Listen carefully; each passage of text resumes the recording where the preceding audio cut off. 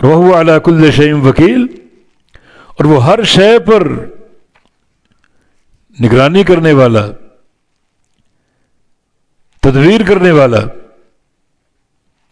توکل بولتے ہیں معاملہ اللہ کے سپرد کر دینا، جب اس کے سپرد کر دیا تو وہی تدبیر کرے گا، وہی نگرانی کرے گا۔ وکیل ہر شے پر وکیل ہے، وہ ہر شے پر اس کا امر چلے گا، اس کا تصرف چلے گا، تو یہ بھی اس کے خالق ہونے کی دلیل ہے۔ جب امر اللہ کا چلے گا، تدبیر اللہ کی چلے گی، تو اللہ کو چھوڑ کر کسی اور کو پکارنے کا جواز ہے جس کے ہاتھ میں نہ امر ہے، نہ خلق ہے، نہ تدبیر ہے؟ مشرک کتنا بڑا بے وقوف ہے۔ خلق اللہ کے پاس، خالق اللہ ہے، تدبیر اللہ کی ہے، امر اللہ کا ہے۔ الا لہ الخلق والامر، اللہ کے لیے خلق بھی ہے، اللہ کے لیے امر بھی ہے، پھر اس کی عبادت کرو۔ خلق اس کا، امر اس کی، تدبیر اس کی، عبادت کسی اور کی، تو پرلے درجے کی حماقت ہے۔ اس لیے فرمایا کہ والذین کفروا بآیات اللہ ہاں لہو مقالید السماوات والارض، اور اسی کے لیے چابیاں ہیں آسمانوں اور زمین کی،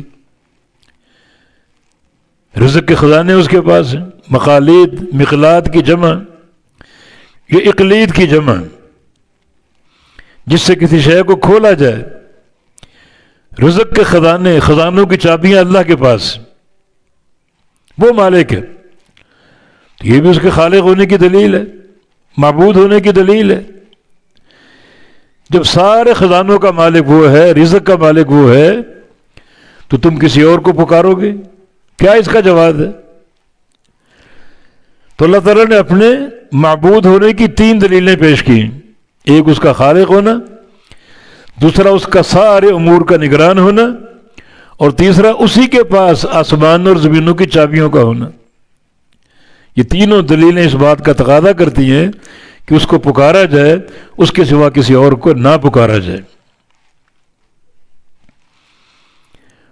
اور کفار کو دیکھ لو، اس علم اور معرفت کے باوجود وہ غیر اللہ کو پکارتے ہیں، کیا اس کا جواز ہے؟